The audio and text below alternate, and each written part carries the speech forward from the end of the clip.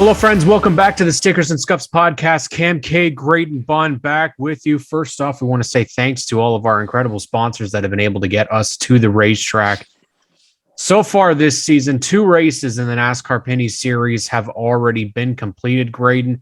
We've got 2 different winners, Trayton Lapsovich in a crazy finish, and Kevin Lacroix in also a crazy finish. We didn't think we were going to get one at CTMP, and then we had some cautions with some cars stalled on the track. And in the end, I was jumping up and down because I thought I was going to be able to see a Gary Clute victory. And it seemed so close until that very last corner. Graydon, Kevin got into him. They made some contact. Gary hit the barrier. Kevin won. I'm not disappointed. As a Gary Clute fan, I think I can expect that at the final couple corners at CTMP, that is what is going to happen. However, we're going to start off by talking in this episode about the experience as a fan, because one of the things that I feel very passionate about, Graydon, is that I want to know what the heck is going on when I'm at a racetrack. And we had that problem on Sunday. We had that problem because we couldn't tell what lap we were on, couldn't tell who was on the lead lap.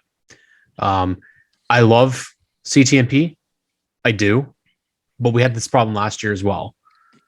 They need to have some sort of a scoreboard at any track you go to, because when the cars are running, you can't really hear the PA. What are we thinking, Graydon, in terms of the product itself when you're at the racetrack, and especially in this case when phone service was not something that we could rely on?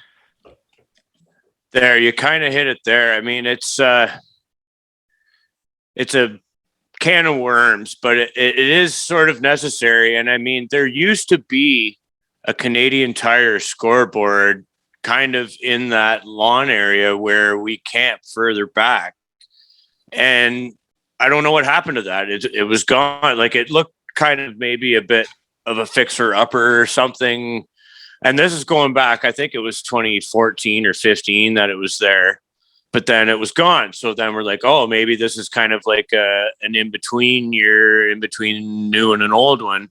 And yes, Canadian Tire Motorsport Park says it in its name. It is a park. It's a very large property that yeah, you're absolutely right.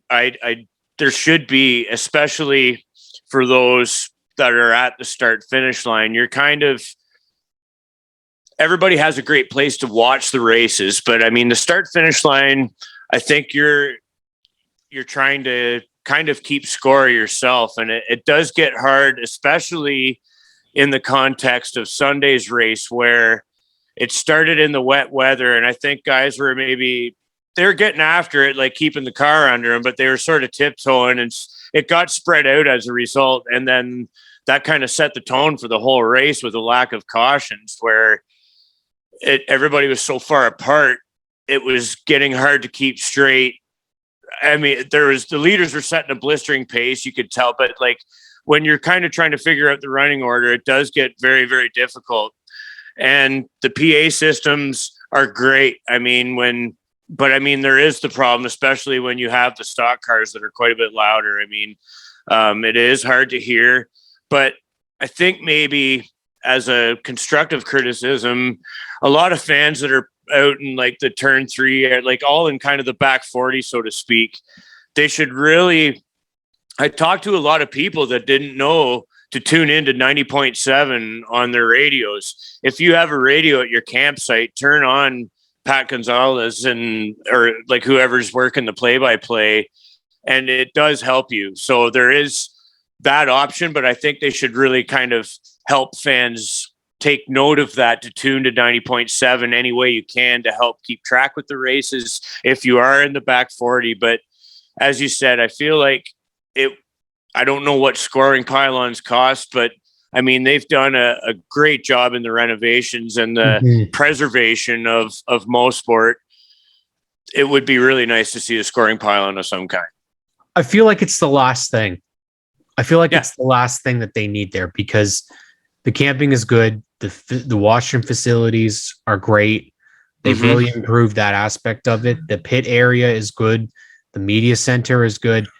The hospitality areas are probably the best in the series. To go a little further, there's the Michelin pedestrian bridge. There's like certain visual obstructions so that it does make hard for everyone to see it. But if you did put a talking location, it could be maybe located in that gravel parking lot just behind the pit wall, and have it like a tower style, like you see it a lot of the cup, like the down south, like in tracks. Indianapolis. Yeah, that it does a top 30, but then it scrolls through the rest of the field if it's a greater one than that, a greater number than that. But as I said, I mean, that probably is quite an investment, but I mean, it's something that I think they should honestly look at doing, because we got the opportunity to speak to a lot of casual fans and fellow racing nut bars like us. And it does seem like kind of a common thing. It's a little difficult to keep score, especially when you're looking at class races too. Yeah. Well, that's the thing, right?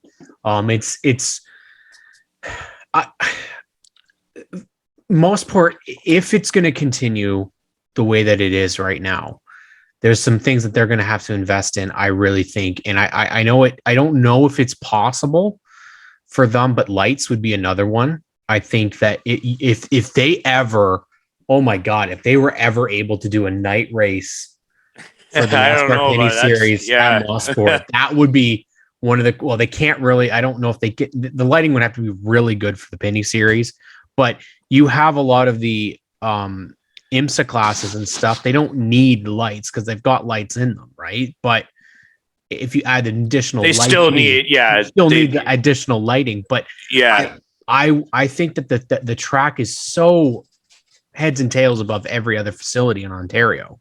Like you got to consider wildlife at night too. Like the track would have to have good light, like almost light.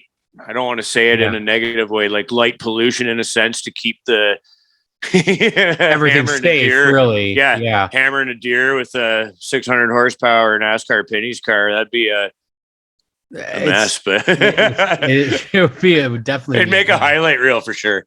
Yeah, I mean, we've talked about it before. Like the track is so nice. They did take the opportunity. They've repaved in the previous off season due to COVID, and they didn't have track action there for a bit of time.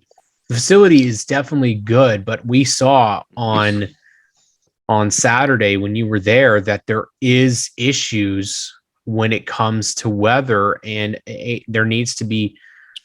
And obviously the situation was a little different because you can't really control when weather comes that quickly, that fast.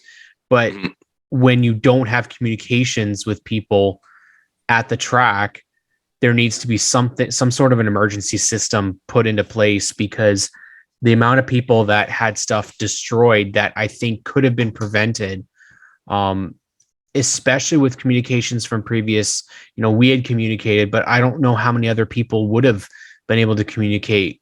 If there's people there that were just watching, they didn't have camping equipment, they were just there for the day. Where the heck were they going to go? Right. There's not an avenue for people to find shelter really quickly. Yeah. And that was something I think that they might want to look at as well, because one of the things that we never really would ever consider is a tornado approaching a racetrack in Ontario, but it was just confirmed that Uxbridge did have a tornado. That they confirmed. Yeah, I heard that in F2. For our area, that's a pretty serious tornado. That's pretty, yeah, exactly. And well, the thing is racetracks, like I would feel down south more than likely have contingency plans like that, because they get stormy weather all the time. Well, we don't, right?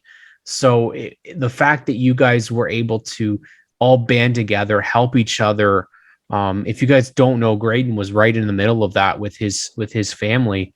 A couple of tents destroyed, but at the end of the day, no one in your family was hurt. No one that we know was hurt, but we do know that there were people that were hurt. And it's not something that you ever want to have happen at a racetrack. And obviously, as someone who was not there, my fear was there could be people injured all over the place and they have no idea because there's no way to communicate. So hopefully there's, stuff that they have idea wise in the future. I mean, obviously I trust CTMP. I trust everybody in that racing community that they would do whatever they could. But Graydon, can you just speak to, what the experience was? Obviously you have two younger kids with you, but there were probably younger kids that had experienced that as well. And I think you and Jess both were kind of in the same kind of shock and bewilderment over what transpired. And can you just speak about how that racing community was in the light of, or I guess it wasn't the light, it was in the darkness of that storm? To Canadian Tire Motorsport Park's credit, like, we've come to camp there for a number of years for Speed Fest, and leading up to that, like, the way they keep the washrooms, I mean, they're cleaning them constantly. Like, it's partly why, one, where we camp, like our actual campsite, it's close for the wife to go up to the washroom building, and she knows it's clean. And that's a big thing for us when we're camping. I mean, we do kind of rough it, but I mean, certain parts, so there are certain members of the family, like the refinements. So a shout out to them. And that being said, there's a number of people there that are there on a volunteer basis. The people that are there, that are on site, feet on the ground, or in the safety trucks around there, man, they were on it. Like honestly, as soon as they could start getting out there to people, they were, though. Like, they were patrolling and cutting trees out of the way and getting at things and moving the down power wires and keeping people out of the way. So big shout out to them. And like, man, it was insane. I saw it. Like, you saw where we park. We're kind of out at the outer edge of kind of the area they tell you to stay away from, because they have the fuel distribution area in the production car challenge and radical kind of paddock area, paddock F, I think that's called.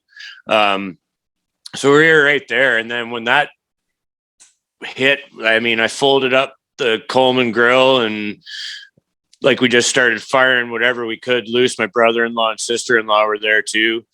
They just came for the day and got blown away and soaked. Basically, they didn't see much for racing, unfortunately. But we started just grabbing whatever we could and throwing it in the trailer, get wife and kids in the car. And I couldn't quite get there. And if my trailer would have been empty, it definitely would have flipped over. It was lucky it had load in it down low, that it kind of hunkered it down, because like I was telling you, that I had the rear of the trailer blocked up under the lift gate to keep it from tipping when we were walking in it.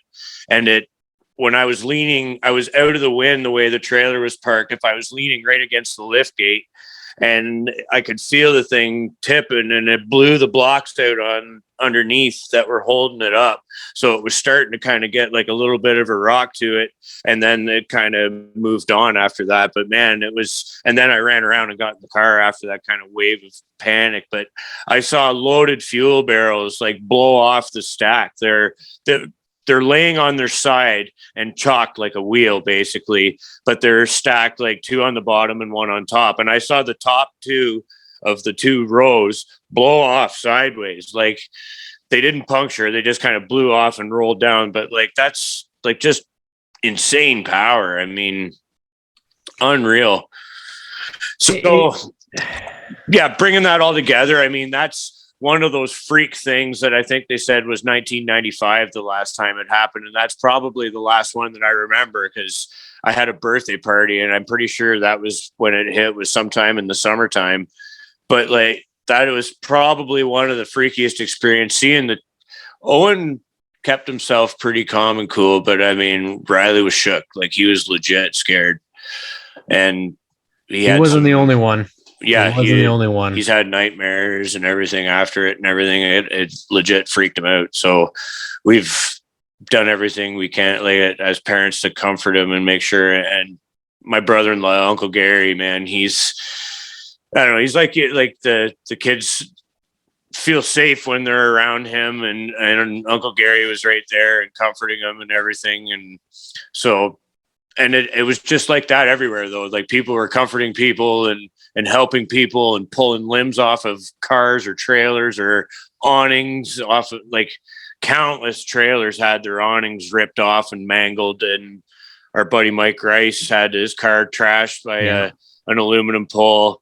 I talked to our buddy Joel Robinson, Fuel Media Lab today. You want to talk about loss and stuff. I mean, TV equipment and stuff that's out in the field doing its work, capturing footage for this, and the people operating them, they didn't have any time to get anywhere either. So Joel's dealing with a bit of loss there. So hearts go out to our buddy Joel for that. I mean, it's just stuff that you don't ever really think about, because like it was a beautiful sunny day, so a lot of them didn't have like the camera protective gear readily available, and so I can only imagine what Joel's processing right now. It's just utter devastation for miles and or kilometers wide. Yeah. Metric and it's speed. Not, unfortunately, like it goes deeper than just CTMP. Peterborough Speedway has been absolutely demolished by this. And obviously JP and the team there are working hard to make sure it's ready to go for this upcoming week. Our buddy Dave Bradley has some serious structure damage to his cottage. And, you know, it's just something it's awful because it seems it's so early into the year. And for those FEL teams that had such severe damage, for people on there, you know, we're lucky that most people we know, there might be some injuries, but the people at least that we were communicating with, there wasn't. And, you know, Larry Jackson even told us that he had a table land on him while he was out in the eBay Motors display area. And so can you imagine if a driver got injured in a situation like this? It would have been absolutely awful. And then we have some people in the media down south saying it was just a bunch of flower pots being overturned. Very disrespectful comments. Is that right? Eh? Yeah, very utterly disgusting comments there. If that gives you a clue as to who it was, but you know, at the end of the day, we're lucky because this could have been a lot worse. We did, however, get to see a race on Sunday, and Graydon, when we say domination, that was what happened. Look no further than the eBay Motors 200 of 2022. Holy moly. The ass whooping that Kevin Lacroix gave the field on Sunday. not just him, but if you go back to Sunset, Marc-Antoine Cameron did the same thing. He gave a grade A ass whooping. That he didn't win, but hell, that almost was the same situation this time. Yes. The move. Is it, in your opinion, clean, dirty, or it's just racing? Well, and don't go attacking my man Smooth here if he doesn't agree with you. He's allowed to have an opinion. The Pinty series is known for its rough and tumble racing. Mm-hmm. CTMP, I mean, how many times in that corner have we seen that same kind of move? Yeah, I was just like, it's not really fair to just pick on the Pinty series. Like, it's not fair to pick on Kevin Lacroix here, because was it Joey Logano? Was this a Joey Logano, William Byron move in your mind, or was it cleaner than that? In the context of it, I feel like it was cleaner than that. Yeah, I'm the same. We had you were hoping you were going to see that 59 coming around. Yeah. The first race, Riley didn't come. The first race I took Owen to at CTMP, we saw Gary cruise by the monster trucking of Andrew Ranger over the 22 of Scott Steckley. I mean, that was something that he still remembers. And, coming to turn 10 in basically a stock car race, you almost don't want to be the leader, but that person in second place has a choice to make. And it wasn't even, it could have been Moss Corner, like one of those passing zones, quote unquote passing zones, but like where the speed's knocked off, where you can actually lay a bumper or get a fender inside and move somebody. Kevin Lacroix is going to be, I haven't heard the Victory Lane interview yet, but I mean, I've heard enough. I picked Kevin Lacroix to win the race. If there's a bit of wet on that track, that 74 car is going to be a factor. No two ways about it. And he didn't disappoint. He didn't let me down. No, he didn't. And I think we could go in different directions. We know Kevin Lacroix doesn't care. Like he's unapologetically he's going to race that win. That's right. It's funny because I was talking with a member of his crew, and they're like, he could come across like the Kyle Busch of the Penny Series. I'm like, you know what? That's actually an amazing comparison, because I think it's fair. I think he doesn't. This is the thing. He doesn't have to apologize for the way he races. You don't have to like it. You don't. Exactly. But one thing I really want people to understand here is you as a fan are not going to change Kevin Lacroix. He's not going to change because you don't like the way he races. What's going to happen is that people on the track are going to decide that they don't like him and that they're going to race him a different way. I'll bet you now Gary Clute is not going to race him the way he normally races. But what this is, Graydon, is this is a bigger problem than Kevin Lacroix. This is a bigger problem than the Pinty Series. This is a problem that starts at the very top and has worked its way down. I am not saying that this is Kevin Lacroix. This is the Cup Series guys who race like morons, that all these younger racers now are starting to do the exact same thing, and they're going to race people as hard as possible to win races, and they're going to take whatever it takes. They're going to rub, they're going to push, they're going to crash whoever they have to win the race. Now, is that the way that you and I probably would? I mean, I don't want to see wreck cars, especially with the Pinty Series right now, because there's such a lack of them. But I want to put this and flip it the other direction. Yeah, it's a bigger problem. But if you were Kevin Lacroix, you've dominated the entire race. Seriously, you had one other car that was on the lead lap with you. You were dominant. And then these faux cautions come out the end. And you're going to call them faux because there's cars stopped on the track, right? There's not a huge wreck or anything like that. There was a big wreck towards the end. However, if you're Kevin, are you letting that guy win the race if you're close? Hell no. I'm not letting off. Why would anybody in their right mind want to just let Gary get with it? Like that's the thing. Gary passed him clean. He did it well. That's right. But at the end of the day, I think Clute had one move and it was going to be contact regardless, because Gary had he had closed the door, and going into 10, the only way he was going to get him was if he was going to move him.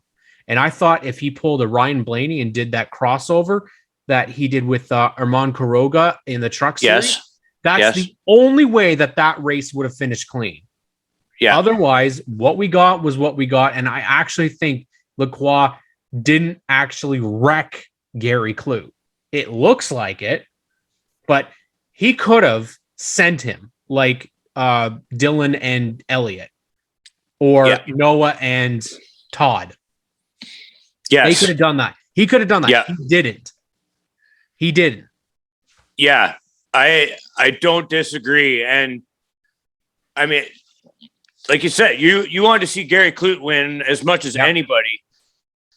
And I know Gary, it's a tough pill to swallow. And I told, like, it is a tough pill to swallow, but you know damn well, like, Kevin Lacroix was not going to be denied that win. And that's what I'm pretty sure.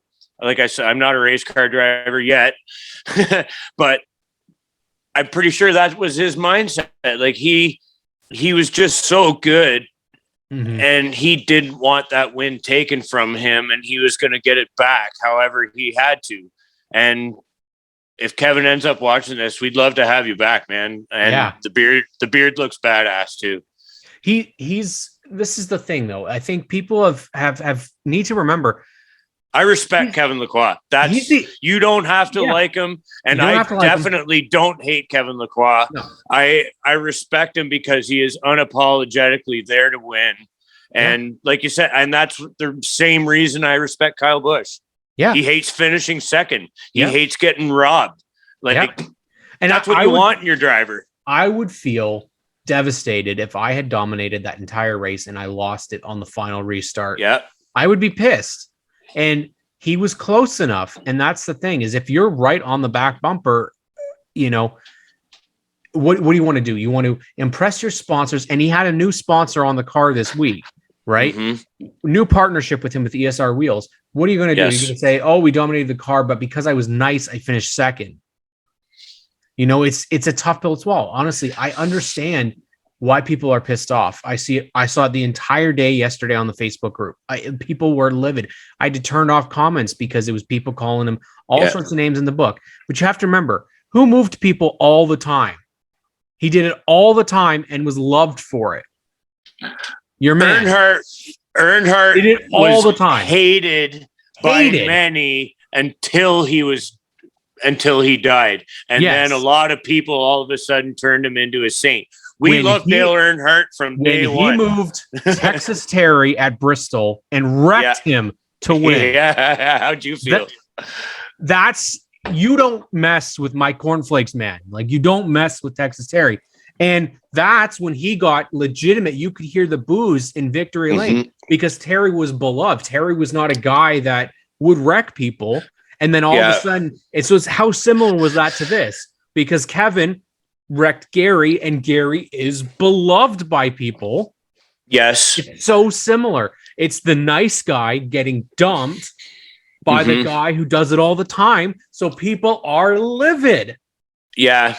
And that's good for business, honestly. It is. Doesn't that make you want to see what happens next? Gary's on the whole season this year. I mean, there's the second race. The second race. There's 2 down, 11 to go. I mean, if that doesn't make you want to tune in for the rest of it, I don't know what does, because I guarantee it, Gary is the smiling assassin. He is very good at putting on a good face. You could tell he was mad. I mean, who wouldn't be?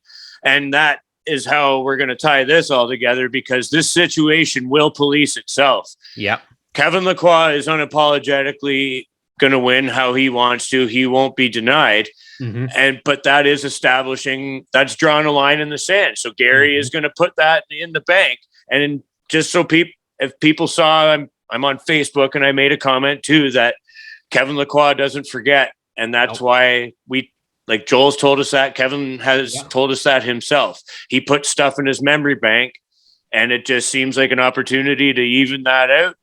So Gary's going to make his own code like that. Who doesn't forget as well? DJ Kennington. That's why he raced. Drivers by and large don't. That's why he raced Trayton the way he did at Delaware. Right now, in the end, congratulated him almost first at the door or at the window net. Yeah, exactly. But it's the same situation. Just racing. You forget if you were wrong. Jason Hathaway remembers that Kevin Lacroix got him a couple of times, and he'll pay him back. Andrew Ranger and Alex LeBay. Who can forget that? Kevin Lacroix and Alex LeBay at New Hampshire.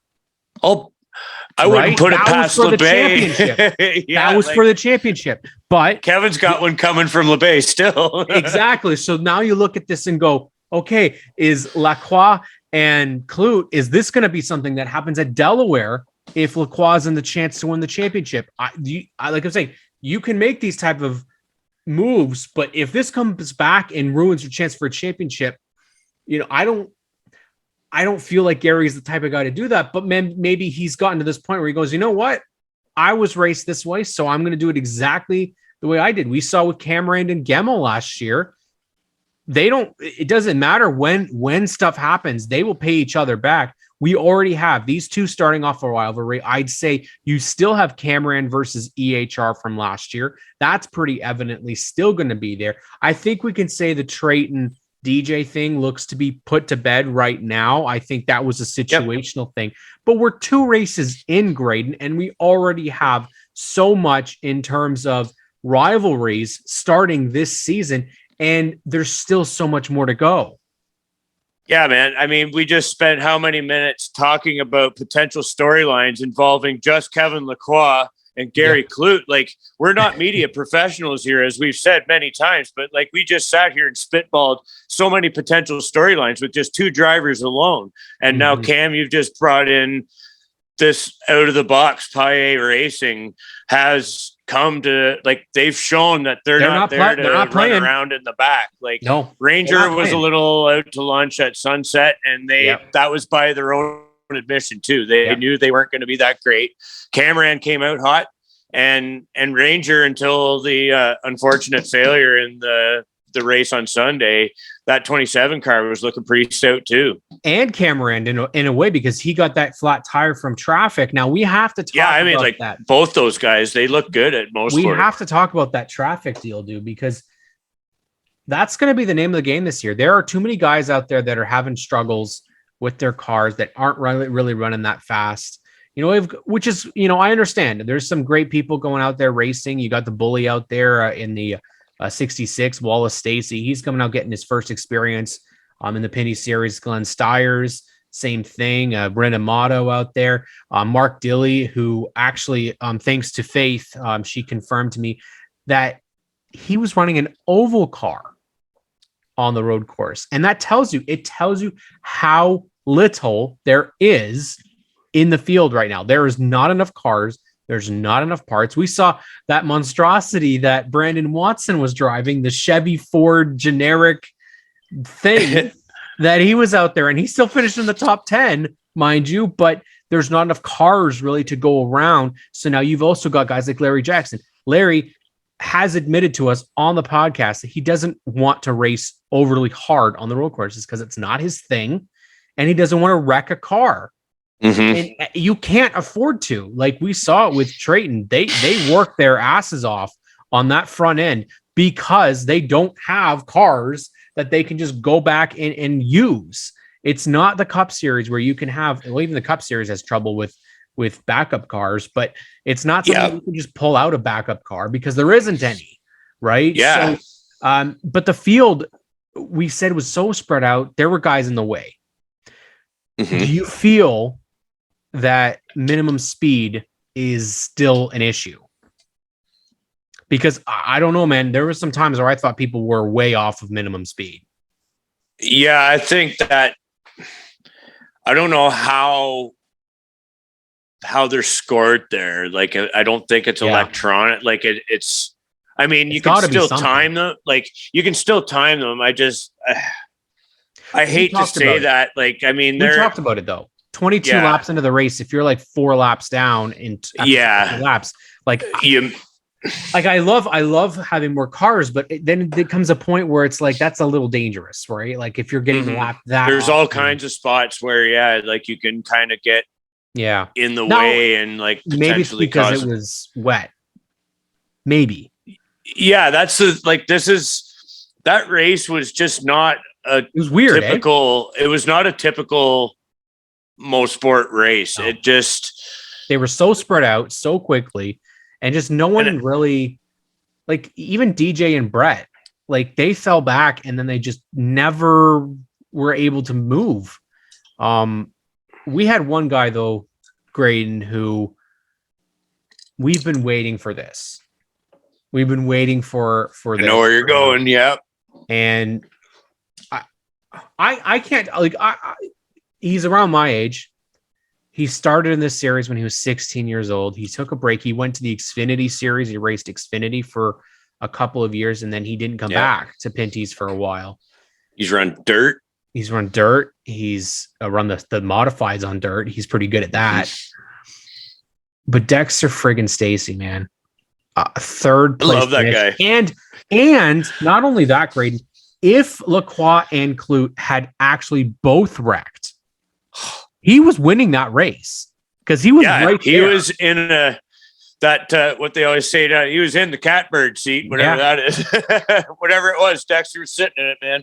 He was right there. And man, they just, like he said when we was talking to us in our interview at the track, they had such a solid season last year, and they had a couple of little problems that took them out of contention sometimes. But like all in all, they ran very, very well. And it looks like they're kind of riding that momentum into this season. And man, he got his first ever podium. And like Caitlin said, what a track to do it. Like most sport, it's a legendary track. It's a tough track. Like you got to know what you're doing to an extent to wheel your way around that place and finish up front. Like that's not luck. Well, we talked about it. Like Matthew Skinnell was the guy from last year that really impressed on the road courses. And he had a tough race. They had mechanical problems throughout it. And I feel bad for Matty. He was pretty down after the race about the luck because he obviously was just limited opportunities too, right? Well, I mean, you start fifth and then you drop back and really didn't get a shot to really be in the race so much. But the guy, like I said, he was the guy last year, and if Dexter Stacey is going to be the guy this year, I mean, we talked about it before, and that he just seems to really fit with EHR. It seems to just. There, he had his luck. He was with CBRT, I believe it was. He'd done their own team for a little bit, and it didn't fit. But something about him with he led the team at EHR. Brett, I think we've talked about Brett has really struggled since taking over the 3. He was so strong in the 46 when he first came over, but just something's not clicking, I think, for Brett, and that I think there's nothing harder than a driver being hard on himself. And from what we heard is he was hard on himself about it. And I think we're all waiting for Brett to just break out, and maybe that's going back home for him. Yeah, you're heading out west. And I mean, I was kind of thinking that too, is it's EHR Team 3 Red. Like the 3 is the flagship car, but I was like, maybe they should think about giving him his 46 back and see if they can kind of relight the fire. Maybe it's just not his number. I don't know what. But maybe heading out west and hitting the ovals. I mean, Brett is a talented wheelman. I hope he can get his mojo when they head out west. I mean, I think he's probably in kind of survival mode right now to just try and bring it home in a solid position. But I mean, I think he's a threat to win absolutely when they book it out west there. We have a week and a bit still to go. It's we're taping this on the 24th. This will release on the 31st, and there'll be a week from the release date until we go to Chaudier for the first time since 2019, Graydon. If everything goes to plan, we potentially could have 23 or 24 cars on Chaudier. And Chaudier is one of the smallest tracks. I don't know how it compares. I haven't actually checked the size comparative to Sunset. But Sunset was relatively clean. Yeah. And Cameron, I don't know how you can keep it clean at Chaudier. Well, that's the thing is I look and go, okay, Cameron dominated at Sunset. He did. They seem to have a pretty good program together already on the short track stuff. So if he goes to Chaudier, he could very well do the exact same thing. However, there's a couple other names that potentially we'll see there. We know of for sure that Matthew Kingsbury was planning to run at Chaudier. He was supposed to be at Sunset. They chose not to do that. More than likely, it was probably because of the weather and not being certain if he could make it there. And Donald Teague was supposed to be at Sunset, and unfortunately, the car wasn't ready, and they're testing, so he's definitely going to be there. Then, of course, you added Simon Dionvienne, who hasn't raced with us for a while, but he raced at GP3R. But because we weren't at Chaudier last year, wasn't able to race. He's hoping to be there as well. And then I've thrown out there, I don't know, I have no inside knowledge, but Alex Labay, if it's an off week, He was supposed to do Chaudier the year before, and he loves it.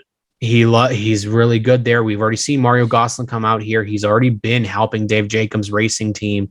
Alex Gannett was supposed to do CTMP. That didn't happen because of an illness. So I wouldn't be shocked if maybe he wants an opportunity. But then all of a sudden you could have 3 Dave Jacobs racing cars at Chaudier, and you have somebody like an Alex Labay.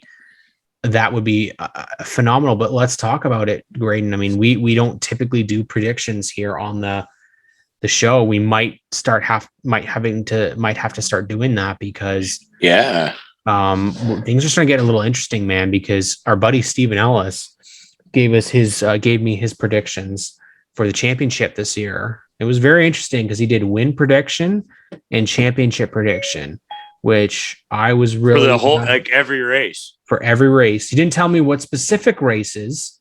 Okay. But what he did do is he did give me his prediction for the champion. And because I haven't asked him, I'm not going to put it out on social media or on our show. But we head to Chaudier. I'm going to have to ask you who you think is going to take the checkered flag there. And I'm telling you that what we can do, this is like door bumper clear, where you can't pick the same person that I pick. I like that. I think that's how we're going to do it. But now we're going to decide who's going first. So, Graydon, I don't know how we decide who goes first. You can go first. I was going to say I don't have a coin or anything to flip right here. No, I don't either. Okay. By the way, Chaudier's a quarter-mile track, versus Sunset, which is a third mile. So if you get upwards of 20 plus cars, yikes! Leader's going to be all over the back of the field, like within like just a couple laps, seemingly. Like you're going to be like all over. If he gets a good launch on the initial start, you're going to be right up shotgun on the field in no time. Oh man, He talked to us after the race, or he talked to you, actually. We came up a little bit later, and I heard him say that he was pretty excited about his chances. And I have no reason to think why he wouldn't be fast, and why he couldn't win would be Trayton. Okay. I'm not going to go with Trayton because now I can't because you've picked him, but that's a good pick. I think it's wrong because I'm telling you, right? Yeah. He's a quick RGC boy, but there's a couple of guys, and there's a guy that went and made, I think it was his first or second start, and won the race. Oh, okay, and he was second at Sunset Speedway in a very close finish. Raphael Lessard is winning at Chaudier, and that's a solid pick. That's good. I think it's going to come down to the same 3 that we had at Sunset Speedway. Honestly. I think it's going to be between Cameron. It's going to be between Raphael Lessard, and it's going to be between Lapsevich. I really think all 3 of those guys. We'll see if the Ontario boy can ruin the Quebecers' party. Yeah, that'll be interesting. I mean, we got this is the difference though too. It's just, I think it's supposed to be 300 laps, not 250. So this is a longer. Yeah, race. I believe so. So longer in terms of laps, and it like you say, like you're going to be in traffic the entire race, entire time. Especially Flagger's going to have that blue flag with the yellow stripe in his arm, like walking right out. Now, what they also do, and what we kind of do on they don't do it in DBC picks, but we're going to pick a sleeper, okay? And a sleeper pick is just somebody who maybe won't win, but they'll do really well, okay? And you went first, so I'm going to go first with my sleeper pick. I should have thought about this beforehand. You put yourself on the hot seat. You know what? It's not really a sleeper pick because he's going to be good all season, but I'm going to go Brandon Watson as a sleeper pick. Oh, damn it. Man, we're like on the set. I was going to pick. I look at the only he's hard to say he's a sleeper. The only thing though is that inexperience. He's never been at this track before. Right? Yeah, so but he's never raced in the rain or on a road course either. That's true. Yeah, he did pretty good there. That guy is just a natural. Yeah, he really is. But I'm going to go Brandon Watson. Anyway. Yeah, so I've got Lessard and Watson. Who have you got?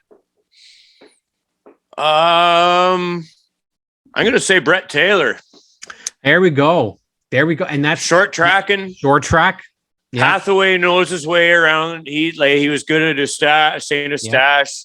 That 3-car knows its way around that Jason's place. I think saying they his stash. probably have, yeah, right? They probably have a solid notebook on that place, I would think. So maybe we'll see Brett Taylor rebound. Like, that guy's hungry. He wants to get up front, and the oval is probably one of their better chances to do it. So let's see that 3 go. We want to hear from you and your picks, so definitely reach out to us at the SNS Pod on social media. Follow KMK Racing and Smooth Operator Graydon Bunn. We are also on Facebook. Both of us now are on Facebook. You can also find the Stickers and Scuffs podcast on there. I would be remiss if I didn't say to join the NASCAR Pinty Series community. We are now over 4.1 thousand. So 4.1 thousand people. 4,000 we just reached in the past week, and that's our second week of the season. So that's amazing. Fantastic. It's only going up. It is. And of course, subscribe to our channel each and every week so you can get more NASCAR Pinty Series content all season long.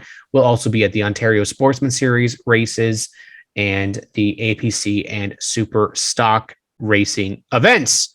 That is it for this week of the Stickers and Scuffs podcast. We are going guest list for the next little bit. We're going to be doing just these race breakdowns after race weekends. But we want to thank you all for tuning in, and we'll catch you all real soon.